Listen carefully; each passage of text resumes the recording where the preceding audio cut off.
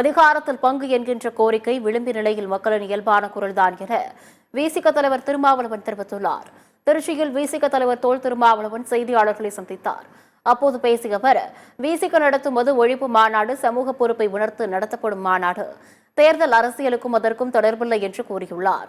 தொடர்ந்து பேசிய அவர், ஆட்சியில் பங்கு என்பதை நாங்கள் தேர்தல் அரசியலில் அடியெடுத்து வைத்த காலம் முதல் கூறி வருகிறோம் என்றும், நாங்கள் திமுக கூட்டணியில் தான் இருக்கிறோம், தொடர்கிறோம், அதில் எந்த சந்தேகமும் இல்லை என்றும் தெரிவித்தார். இது யாரையும் மிரட்டும் நோக்கத்தில் வெளிப்படுத்தும் கருத்தல்ல, ஜனநாயகத்தின் அடிப்படையில் எழுப்பப்படும் கோரிக்கைதான். இதில் திட்டமிட்டு எந்த காயையும் நாங்கள் நகர்த்தவில்லை. விளிம்பு நிலை மக்களிடம் இருந்து வரும் இயல்பான குரல்தான் அது என்றார். பாமக குறித்த தனது கருத்துக்கு அன்புமணி ராமதாஸின் விமர்சனம் குறித்து பேசிய திருமாவளவன், தன்னை அப்படி பேச வைத்ததே அவர்கள்தான் என விளக்கமளித்துள்ளார்.